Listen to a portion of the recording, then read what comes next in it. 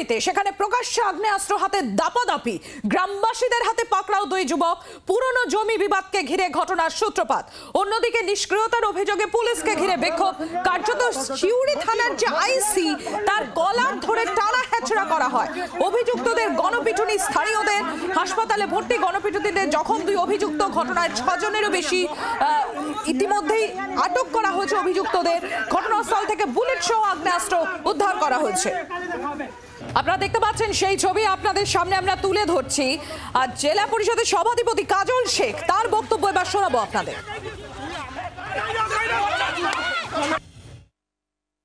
এটা আমরা খোঁজ নিয়ে দেখেছি, এটা একটা পারিবারিক ঝামেলা। বিগত দিনে জমি সংক্রান্ত কোনো বিষয় নিয়ে পারিবারিক ঝামেলা, এর সঙ্গে রাজনৈতিক কোনো রং নেই। এবং পুলিশ অতি সক্রিয়তার সঙ্গে, বীরভূম জেলা পুলিশ প্রশাসন অতি সক্রিয় আছে এবং সক্রিয়তার সঙ্গে ওর মোকাবিলা করছে। 2-4 জন অলরেডি অ্যারেস্ট হয়েছে। বাকি এই ঘটনার সঙ্গে যারা যুক্ত আছে প্রত্যেককে অ্যারেস্ট হবে। আমরা পুলিশ প্রশাসনকে দলগতভাবে নির্দেশ দিয়েছি, এখানে রাজনীতির কোনো রং দেখার প্রয়োজন নেই। এই ঘটনায় যারা যুক্ত প্রত্যেককে অ্যারেস্ট হবে এবং তাদের বিরুদ্ধে কড়া পদক্ষেপ নেওয়া হবে। শিউড়ির পাশে ঝাড়খণ্ড, তো ঝাড়খণ্ড থেকে আগ্নেয়াস্ত্র সাপ্লাই করা হয় বীরভূম জেলাকে উত্তপ্ত করার জন্য। এবার দেখতে হবে আগ্নেয়াস্ত্র কোথা থেকে এসেছে, কীভাবে এসেছে। বীরভূম জেলা পুলিশ অতি সক্রিয় আছে। বীরভূম জেলার বিগত দিনে দেখেছেন 2011 প্রাককালে সারা বীরভূম জেলা জুড়ে মানুষের ঘুম ভাঙত বোমার আওয়াজে।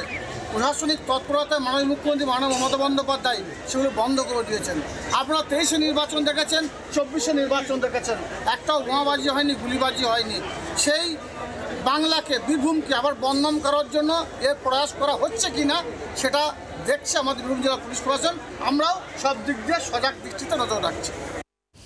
প্রসেনজিৎ মালাকার আমাদের প্রতিনিধি রয়েছেন আমাদের সঙ্গে। আমি আরো একবার চলে যাব প্রসেনজিতের কাছে। প্রসেনজিৎ, জেলা সভাধিপতি কাজল শেখ তিনি অভিযোগ করছেন সরাসরি যে ঝাড়খণ্ড থেকে আগ্নেয়াস্ত্র সাপ্লাই করা হচ্ছে বীরভূমকে উত্তপ্ত করে তোলার জন্য, এক।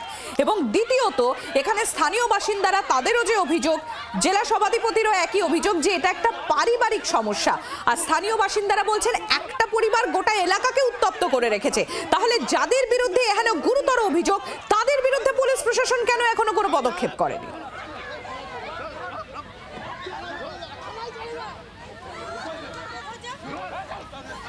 অভিযুক্ত তাদের সকলকে গ্রেফতার করা হবে এমনটাই পুলিশের তরফ থেকে দাবি করা হচ্ছে, তাদের খোঁজও চালানো হচ্ছে।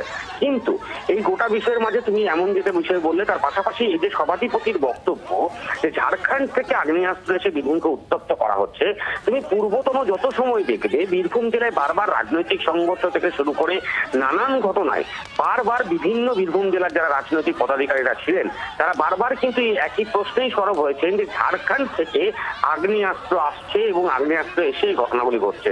সেক্ষেত্রে দাঁড়িয়েও একটা প্রশ্ন চিহ্ন উঠে যায়, যদি আগ্নেয়াস্ত্র ঝাড়খণ্ড থেকে আসছে তাহলে সেটাও তো পুলিশের দায়িত্ব। বর্ডার এলাকার পরে সেক্ষেত্রে দাঁড়িয়ে পুলিশ কেন নজরদারি রাখছে না, পুলিশ কেন ব্যবস্থা গ্রহণ করছে না, এবং এই আগ্নেয়াস্ত্র প্রবেশ যেভাবে বীরভূমকে উত্তপ্ত করা হচ্ছে, বোমাগুলির ঘটনা ঘটছে, সেগুলিকে কেন পুলিশ বন্ধ করতে পারছে না, এটাও কিন্তু একটা বড় প্রশ্ন চিহ্ন।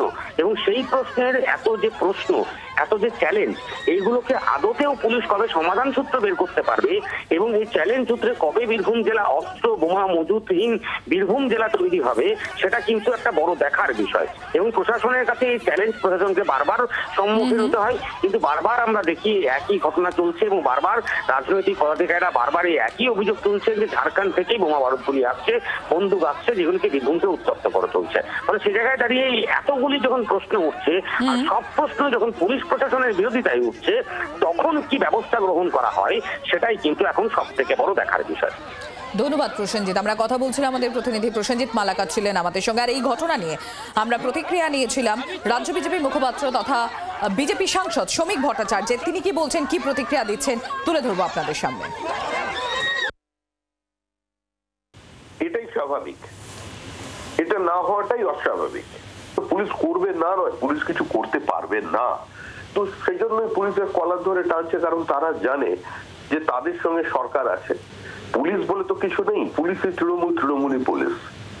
কোন জায়গায় পুলিশ মেরুদণ্ড বিক্রি করতে হয়েছে, কোন জায়গায় পুলিশকে। জয়প্রকাশ মজুমদার তৃণমূল কংগ্রেস নেতা, পাল্টা কি বলছেন শোনাবো আপনাদের। এরা সমাজের দুষ্কৃতিকারীদের জন্য ব্যবস্থা নিচ্ছে। এটা যোগী রাজ্য হলে পুলিশ ব্যবস্থা নিত না, আগে গিয়ে জিজ্ঞেস করতো তার ধর্ম কি এবং সেই ধর্মের ভিত্তিতে কাজ করতো নয়তো করতো না। এই নিয়ে বিজেপির কোন রকম আমরা মন্তব্য শুনতে রাজি নই, কারণ তাদেরকে মণিপুর নিয়ে মাথা ঘামাতে বলবো, ইউপি নিয়ে মাথা ঘামাতে বলবো, রাজস্থান নিয়ে মাথা ঘামাতে বলবো, যেখানে প্রকাশ্যে এরকম অপরাধ করলে পুলিশের দেখা পাওয়া যায় না। বাংলার আওয়াজ, বাঙালির আবেগ, জি 24 ঘন্টা।